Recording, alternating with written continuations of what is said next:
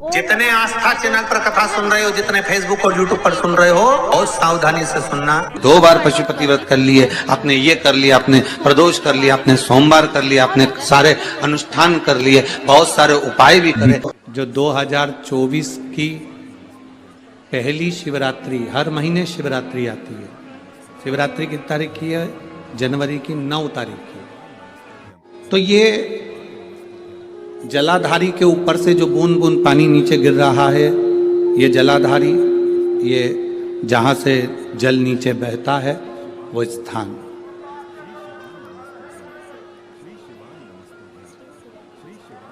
जिस व्यक्ति ने अपनी जीवन काल में परिवार से, कुटुंब से आस नहीं लगाई, भगवान को अगर जल चढ़ाने के लिए, शिवलिंग पर जल चढ़ाने के लिए शिव मंदिर जा रहे हो और तुम्हारे को लगता है कि आज मेरा ये कार्य है और बाबा तुम मुझे पूरा करना, आज मैंने संसार वालों से आस नहीं लगाई, आपसे आस लगाई है, तो जल चढ़ाने के तरीके को बदल लो। हाथ में जो जल है उस जल को यहाँ जो अशोक सुंदरी का स्थान है, यहाँ से जल चढ़ाते चढ़ाते शिवलिंग पर पूरा जल समर्पित कर दो। 1 या 2 बार कर कर देखना, आपको दुनिया से आस लगाने की जरूरत नहीं पड़ेगी, बाबा आपका कार्य सफल जरूर करेगा। थोड़ा सा तरीका चेंज, जल चढ़ाने। अशोक सुंदरी से चालू करोगे, शिवलिंग तक लेकर जाओ। अशोक सुंदरी से ये जो जलाधारी जल बहता है, यहां से चालू कर कर शिवलिंग तक उस जल को लेकर जाओगे। जब हम भगवान देवाधिदेव महादेव को जल चढ़ाते हैं, उसके 5 अलग अलग तरीके हैं। बहुत सावधानी से सुनना कथा, आपकी और हमारी जिंदगी की सार्थकता को सिद्ध करने वाली कथा। आज पंजाब की इस पवित्र भूमि पर अगर यह प्रसंग निकला है तो इसको आप अगर सुनेंगे तो आपका जीवन सार्थक होगा। शिव जी को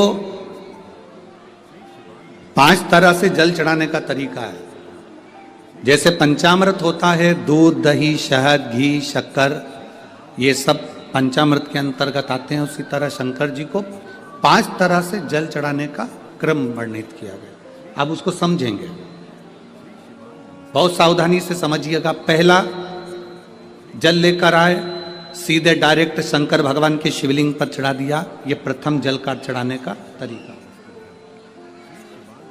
दूसरा,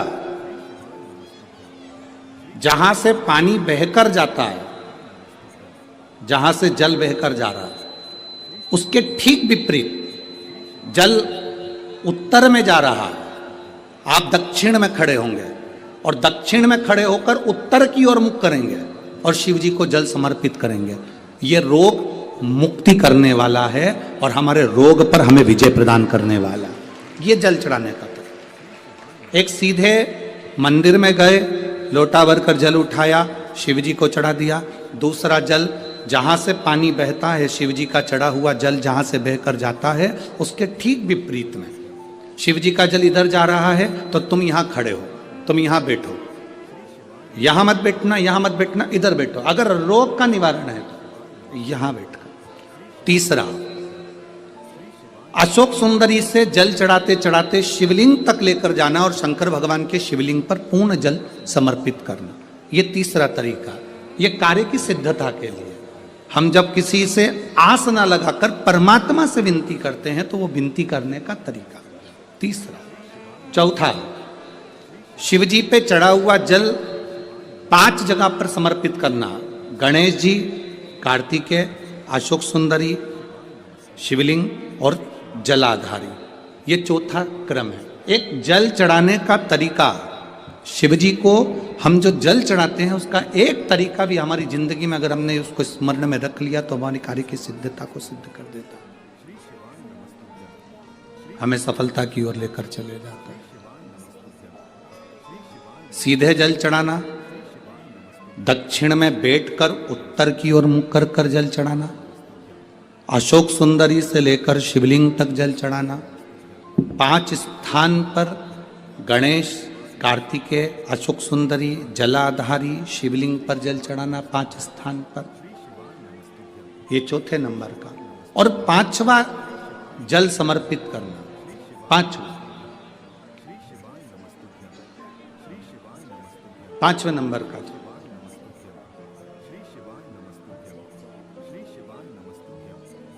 शिव जी को 5 नंबर का जो जल आता है, जो जलाधारी है, ऊपर जिसमें पानी भरा रहता है और नीचे एक एक बूंद टपकता रहता है, जलाधारी में जल समर्पित कर कर उसी जल को बचाकर अशोक सुंदरी वाली जगह पर थोड़ा सा चढ़ाकर उसी में से जल शिवलिंग पर जब हम समर्पित करते हैं तो हम जिस कार्य के लिए जा रहे हैं वो कार्य सफल होता ही है। ये 5वां नंबर का जल समर्पण। शिव तत्व ओघड़ी है शब्द। 5 स्थान, 5 तरह का जल चढ़ाने का समर्पण। अब आपको बोलना है, हमें सुनना है। पहला स्थान डायरेक्ट आए, बोलो जम के, कहां चढ़ाया? शिव जी पर। दूसरे नंबर का जम के बोलते जाओ, दक्षिण में बैठकर उत्तर की ओर मुख कर कर शिवलिंग पर समर्पित करना। तीसरा अशोक सुंदरी से शिवलिंग तक। चौथा 5 स्थान गणेश, कार्तिकेय, अशोक सुंदरी, जलाधारी और शिव, मतलब पार्वती और शिव, इनको समझना। और 5वें नंबर का स्थान जम के बोलो, ऊपर जो जलाधारी है उससे शंकर भगवान के शिवलिंग तक का।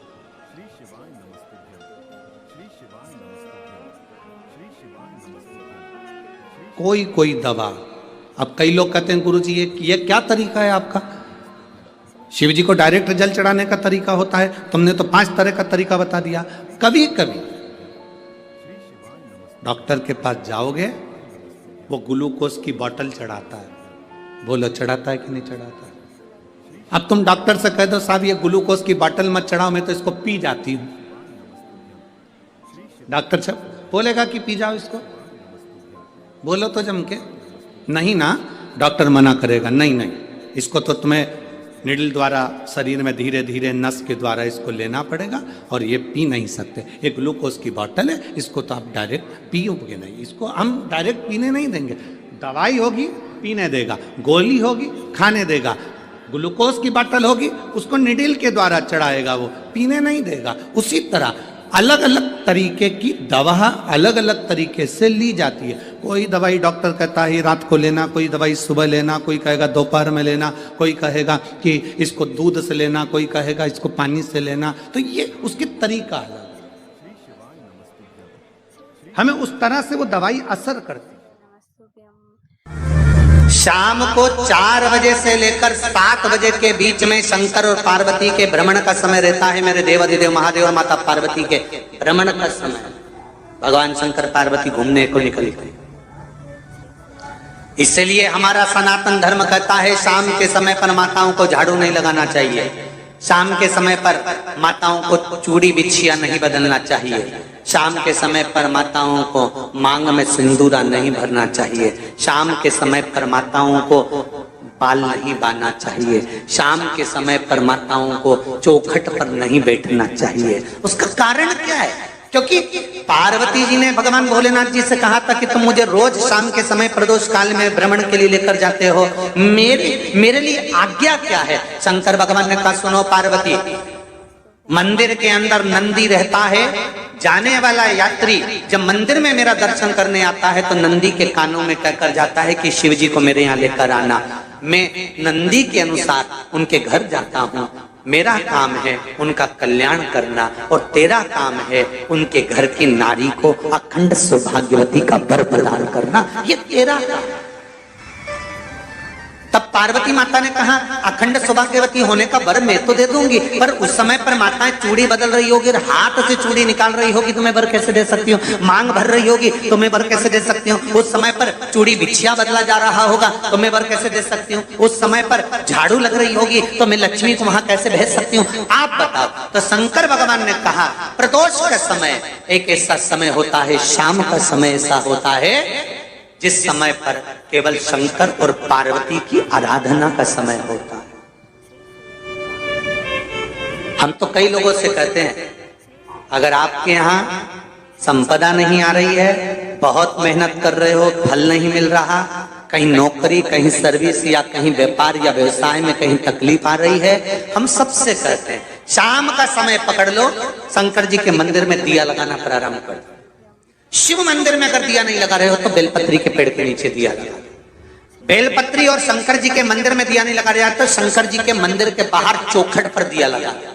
इतना भी नहीं कर सकते तो अपने घर के बाहर अपने द्वार पर दिया लगा दो, पर शंकर जी के नाम का श्री शिवाय नमस्तुभ्यम बोलकर शंकर भगवान को याद कर कर अपनी कामना कर कर बाबा का स्मरण कर कर पंचाक्षर मंत्र नमः शिवाय, षडाक्षर मंत्र ओम नमः शिवाय, द्वादशाक्षर मंत्र ओम नमो भगवते वासुदेवाय, जो मंत्र तुमको याद है उसका स्मरण कर कर लक्ष्मी हो चाहे नारायण हो चाहे राम हो चाहे कृष्ण हो स्मरण कर कर शाम के समय बाहर दिया लगा दो, दरवाजे के पास लगा दो। वो सुनेगा जरूर, आएगा तो उसका वेलकम जरूर होगा और वो कुछ देकर जरूर जाएगा।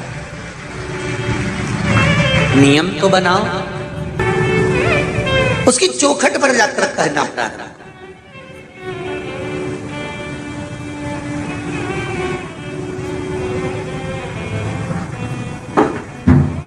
बृहस्पति महाराज ने कहा कि शाम का समय जो प्रदोष का समय होता है उस समय पर इंद्रदेव तुम शंकर जी की आराधना करो। शिव आराधना से शंकर जी जो मार्ग प्रशस्त करेंगे, शिव आराधना से जो शंकर जी कहेंगे वो तुम करना। ठीक है, आराधना करी बाबा भोलेनाथ जी।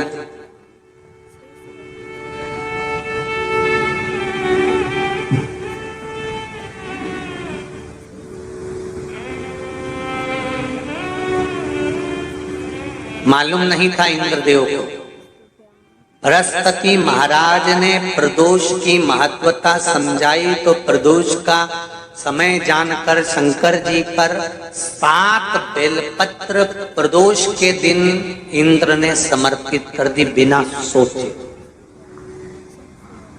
कितनी बेलपत्र? 7। प्रदोष का व्रत करो चाहे ना करो, मंदिर में चढ़ी हुई बेलपत्र को उठा लो,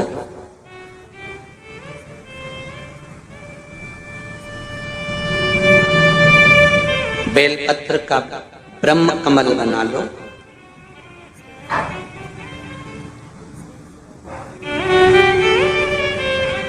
ब्रह्म कमल का मतलब होता है डंडी बीच में रहे, आसपास पत्तियां रहे। 7 पत्ती का ब्रह्म कमल बनाकर, जैसे ये पत्तियां हैं एक जैसी रखी हुई हैं तो इसको फैला लिया, 7 पत्ती को आपस में फैलाकर ब्रह्म कमल बना लिया। प्रदोष का व्रत करें ना करें, जरूरी नहीं है कि वृक्ष से ही पत्ती लेकर आओगे तो ही शंकर जी को चढ़ाओगे। शिव जी पे से चढ़ी हुई उठाकर धोकर ब्रह्म कमल बनाकर बाबा से विनय कर कर, हे प्रभु आज मैं इस काम के लिए जा रहा हूं, बाबा मेरा यह कार्य है, बोलकर श्री शिवाय नमस्तुभ्यम बोलकर शिवलिंग पर समर्पित कर दो। दिन भर के प्रदोष व्रत का फल बाबा एक बेलपत्री समर्पित करने पर ही प्रदान कर देता है। शिव श्री शिवाय नमस्तुभ्यम, सब बोलिए एक बार जमकर, श्री शिवाय नमस्तुभ्यम। प्रैक्टिकल जरूर करना, कहीं सियोर वाला महाराज झूठ तो नहीं बोल रहा। शास्त्रों की बातें हमारे जीवन में हमें सुख प्रदान करे, इसलिए इस भाव का आनंद करते हुए आज की कथा को विराम देते हैं। इसी के साथ श्री शिवाय नमस्तुभ्यम, हर हर महादेव, घर घर महादेव।